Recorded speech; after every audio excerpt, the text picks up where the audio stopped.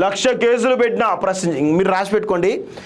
నమస్తే తెలంగాణలో త్వరలో హరీష్ రావు వార్తలు బంద్ అవుతాయి. రాసి పెట్టుకోండి.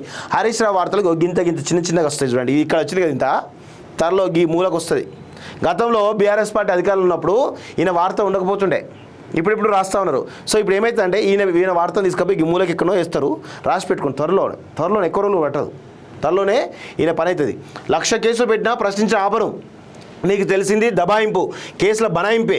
ఎన్ని కుతంత్రాలు చేసినా నా పోరాటం అది. ఎన్ని కుతంత్రాలా?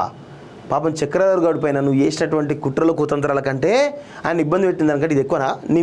నీ మానసిక శోభ మామూలుగా ఉండదు హరీష్ రావు, గుర్తుపెట్టుకో. నువ్వు చేసినటువంటి పాపాలు, నీ చీకటి రాజ్యాలు, నీ శుద్ధపూస ముచ్చట్లు, నువ్వు బయట చెప్తున్నటువంటి ఏదో ప్రజల మనిషి అని చెప్తున్నాడు, నువ్వు బయట చెప్తున్నావు కదా, వెనకాల నీ చరిత్ర మొత్తం నీచమైన చరిత్ర. ఇవన్నీ తెలియనుకున్నావు హరీష్ రావు? నువ్వు నిజంగా సిద్దిపేటలో నువ్వు మొగోనివి అయితే, ప్రజల మద్దతు నీకుంటే, నువ్వు చక్రధర్ గౌడ్నికి అంత ఇబ్బంది పెట్టబోతుండే.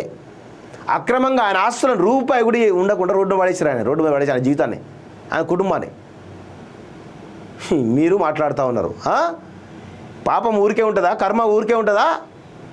కర్మ అనేది బిచ్ లాంటిది నీకు, అందుకే అన్నీ ఉంటాయి. ఆ కర్మ ఊరికేం పోదు, గుర్తుపెట్టుకో హరీష్ రావు. నువ్వు చేసిన పాపాలకు ఈ ఈ ఈ జనరేషన్లోనే నువ్వు ఈ బతుకున్నప్పుడే వాటికి సంబంధించిన కర్మ అనుభవిస్తావు.